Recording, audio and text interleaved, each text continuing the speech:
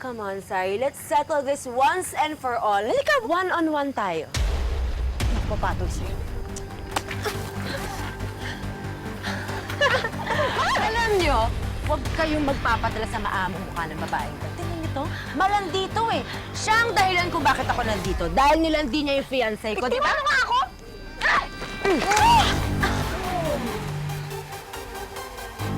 Oh. Oh.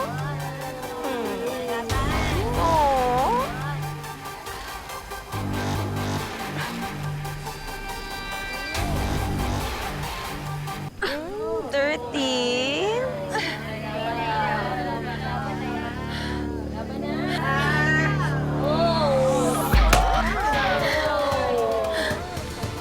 Dare you?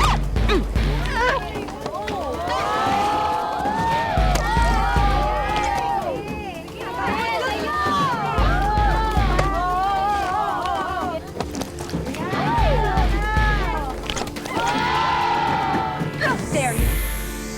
Ako dapat ang tatanong sa'yo yan eh. Nananahimik ako dito. Nananahimik din ako. Kaming dalawa ni Chris, nananahimik kami. Pero ikaw, pumasok ka sa buhay namin. Sinira mo lahat ng meron kami. Correction. Siya ang naunang lumapit sa akin. Girls, tama na. Huwag niyo nang gatungan. At kayo namang dalawa, tapusin niyo na yan dito. Sabihin niyo na lahat ng gusto niyo sabihin sa isa't isa dahil importante yan sa mga taong gustong mag-move on at mag-let go. Wala akong kailangan sabihin sa kanya. Siya tong may issue sa akin eh. Miss Sari, it's obvious naman na iisang lalaki ang dahilan kung bakit kayo parehas nandito. No. I'm here dahil gusto ko mag-move on sa namatay kong boyfriend, si Pepe. At oo, kamukha siya ni Chris, yung fiancé mo. And maybe I did flirt with him a bit. Pero tapos na yun. Alam ko na hindi siya si Pepe. End of story. Ako ang magsasabi kung kailan ang end of story. Sari, ano? Iyong-iyo na si Chris Bonifacio. Hindi ko na problema kung bakit ayaw niyo na sa'yo.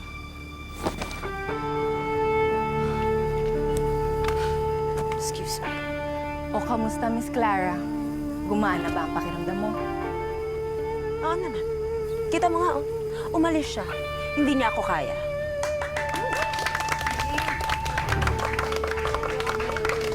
Thanks, guys.